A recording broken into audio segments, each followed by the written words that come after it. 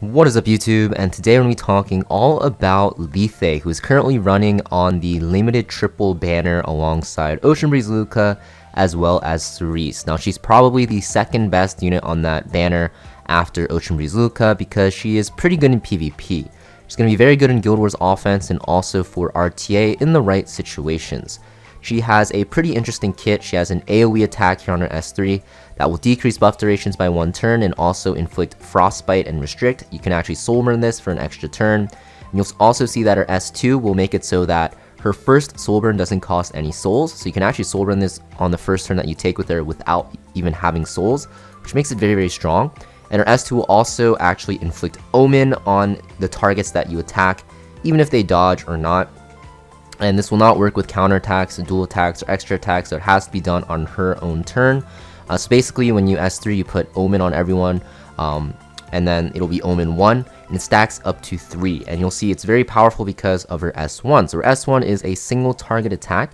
It will give her speed buff, which is pretty nice, but the biggest thing is when you attack, if the target is Omen 3, so for example, if you're attacking a unit that has Omen 2 stacks of Omen, and then you attack them and it becomes 3, you'll consume them all and activate Call of the Abyss. Call of the Abyss is a super strong single target attack.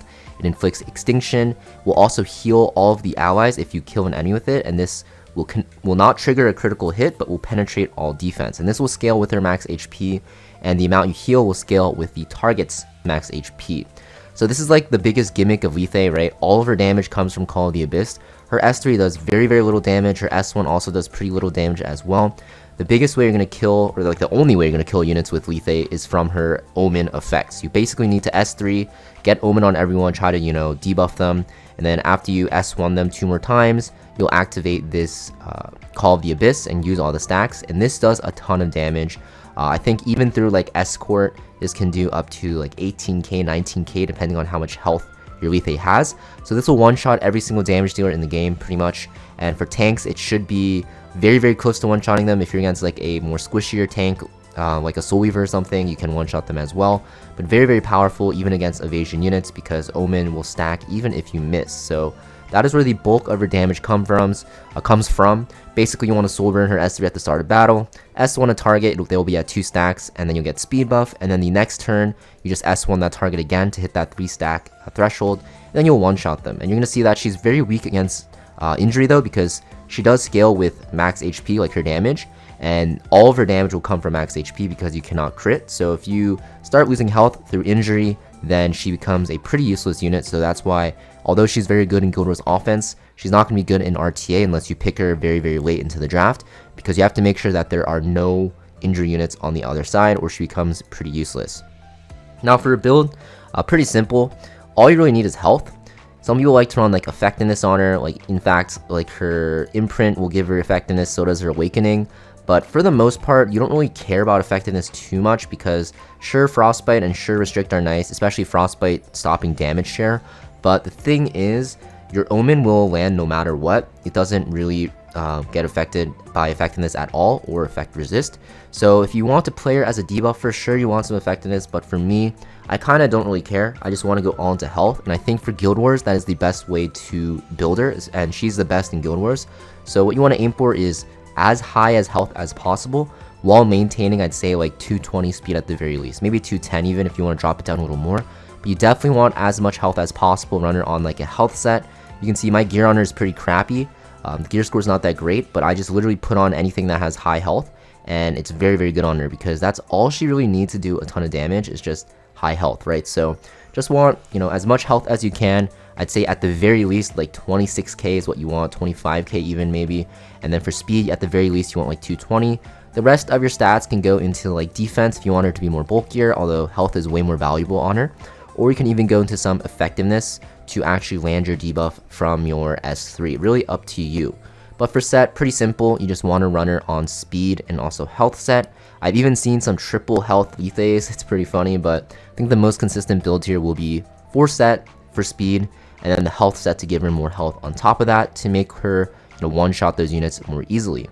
And for her artifact here, best one will be her own because it gives her even more health, which is very nice. That's probably the biggest reason why you want it. But also you'll see when you're attacking, you'll do increased damage by 10%, And when it's an extra attack, you'll do an extra 10%. So this works on her Call of the Abyss. So if you have her own artifact on her, you'll get 20% extra damage if you haven't maxed out, which is insane.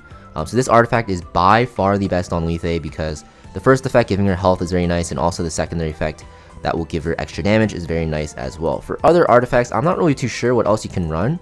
She kind of feels like you need her on that artifact. So I'm kind of looking like, I don't know, maybe like Rimuru's artifact, I guess. Crit damage and crit chance are completely useless on her because her Call of the Abyss does not actually, work with crit. I'm not too sure if this Merciless Glutton works with her Call of the Abyss because I don't know if it counts as a single attack. I think it does. So maybe Merciless Glutton is good as well because you can push your allies. Even like something like Proof of Valor if you want to be more tankier, right, and stuff like that. But for the most part, definitely just want her own artifact. She doesn't even need sustain because keep in mind, when you kill an enemy with her Call of the Abyss, it'll heal not just herself, but all of your allies, which is insane. And the extinction is also very nice on this as well, and the penetration, of course. But yeah, you definitely want to just build her to make her S1 hit as hard as possible with the Call of the Abyss. Now for Mulligoras, pretty simple for skill enhances. So for S1, actually, even if you skill enhance this, the Call of the Abyss damage does not go up. So you don't even have to skill enhance this at all. Like, you can literally keep this at +0 because the base damage is very crappy. And all of the damage is in this Call of the Abyss. So you can literally leave this at +0 because it doesn't affect the Call of the Abyss damage. For S2, you need this maxed out, right? Basically, it makes it so that when you attack, you have a 100% chance to inflict Omen. 100% you need this maxed out. If not, then you might as well not play her because why would you play her if you're using it for RNG? Lethe, you usually use her to actually have a secure win in Guild Wars offense with no RNG. But if you have this not maxed out, there's going to be RNG involved. And then for S3, ideally you want this at +4 for the effect chance. If you don't really care about the debuffs, you can keep it at +3 for just the 1 turn cooldown. But you definitely want it at least +3, ideally at +4. But yeah, she's very good. You definitely want to pair her with units that can keep her alive. For example, in Guild Wars offense, she's very commonly paired with Dastina because, you know, she can just keep healing her. Revive her if she dies, just very powerful. Also very good with something that can keep her alive, such as like a Unbound Knight Arrowell, just because she has a ton of mitigation for her with this Escort. She has the shield and a stun to lock down an enemy. Also has Adamant Shield. And basically just anything that can keep her alive. She can solo DPS a lot of teams because of the fact that she just does a ton of damage. She is kind of like Dark Corvus, but a little bit better right now. And she does take a while to win you Guild Wars victories or battles, but she's very effective. You just have to keep in mind that she's very weak against injuries. So the biggest thing is going to be Urban Shadow Shoe. Definitely going to destroy her because she just has injuries on every turn and like a ton of injuries at that, so you have to be careful. Another unit that could be scary, which might surprise you, is Navy Captain Landy. So even though Lethe counters Navy Captain Landy because you just one-shot her, right, if you land your Call of the Abyss, a lot of Navy Captain Landys are actually running injury now to counter Lethe's. So you have to keep in mind, if you're going against a Navy Captain Landy team, don't just bring Lethe. You probably want to bring another counter to deal with Navy Captain Landy fast, like Lone Crescent Blunner or something like that, because some of these Navy Captain Landys recently have been running injury, so it's kind of scary. But yeah, as long as you know, don't pick her into injury units, she's very good, right? You can pick her into like Lionheart Sirmia, she's very good. You can even pick her into just like any tanky team, and she'll be very good for your Guild Wars offense. Pretty much it for this video though, guys. Let me know in the comments down below what you guys have your Lethe built on, and also make sure you guys hit that like button to help me out.